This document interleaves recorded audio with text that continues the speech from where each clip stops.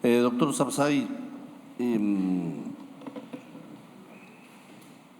usted ha planteado, con todos los juicios de valor y consideraciones que habitualmente hace, dos o tres cuestiones que me gustaría complementar lo que usted ha dicho.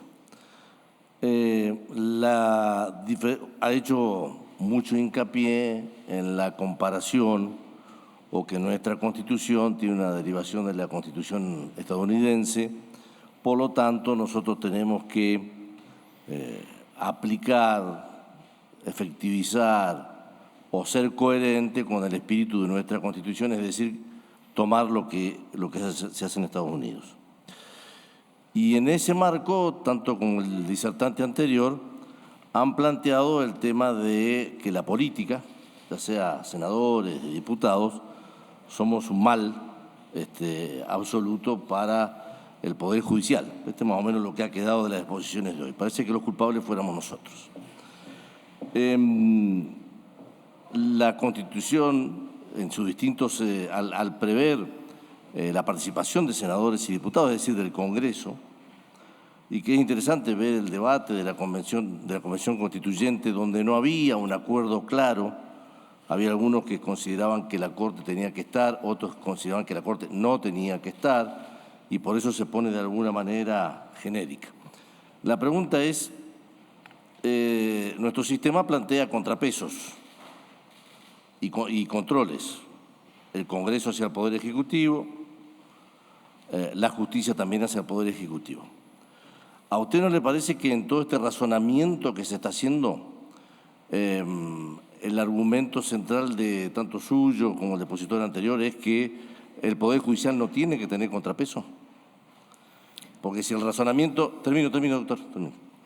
Porque si el razonamiento es que no pueden haber integrantes del Congreso, si el razonamiento es que cualquier acción que se lleve adelante mediante una ley de este Congreso significa un atropello, limitar funciones, dominar al poder exactamente, la propia Corte ha dicho en su último fallo la necesidad o la existencia de contrapesos.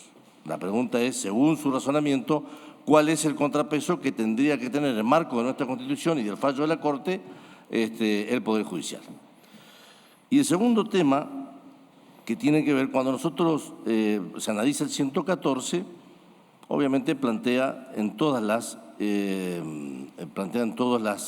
cuestiones judiciales, de todos los estamentos judiciales. Pero la pregunta es, usted, ¿por qué o cuál es la explicación, como ha pasado con el Congreso, como pasa con las facultades del presidente, las facultades del Congreso Nacional, por qué el constituyente, cuando tuvo que poner o detallar las facultades, las atribuciones y las misiones del Poder Judicial, no le da el rol de participación en el Consejo de la Magistratura? Porque no tenemos en ningún lugar de la Constitución que la Corte Suprema de Justicia tiene que participar del Consejo de la Magistratura.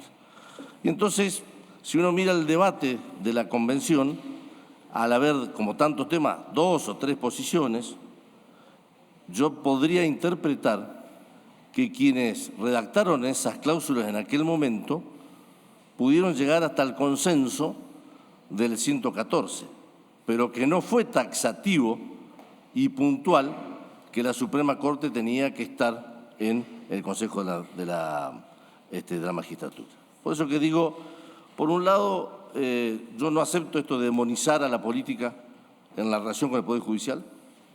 O sea, echarle la culpa a la política y a nosotros de que los problemas del Poder Judicial de Argentina, celeridad, poca transparencia… Pero no fue lo que yo dije, es de lo político, me parece que es muy peligroso y de hecho es un discurso muy peligroso para todos. Es decir, es simplificar el problema del Poder Judicial. Termino, doctor. Y por otro lado, o sea, con lo cual digo, ¿cuál es su posición de los contrapesos que tiene que tener el Poder Judicial? Porque si no estaríamos hablando de dioses, y si hablamos de dioses ya estamos en otra discusión. Pues, ¿cuáles son, de acuerdo a usted, cuál es el contrapeso? Y por otro lado, ¿por qué usted considera que el constituyente no puso dentro de las misiones y atribuciones de la Suprema Corte de Justicia integrar el Consejo de la Magistratura. Gracias, presidente.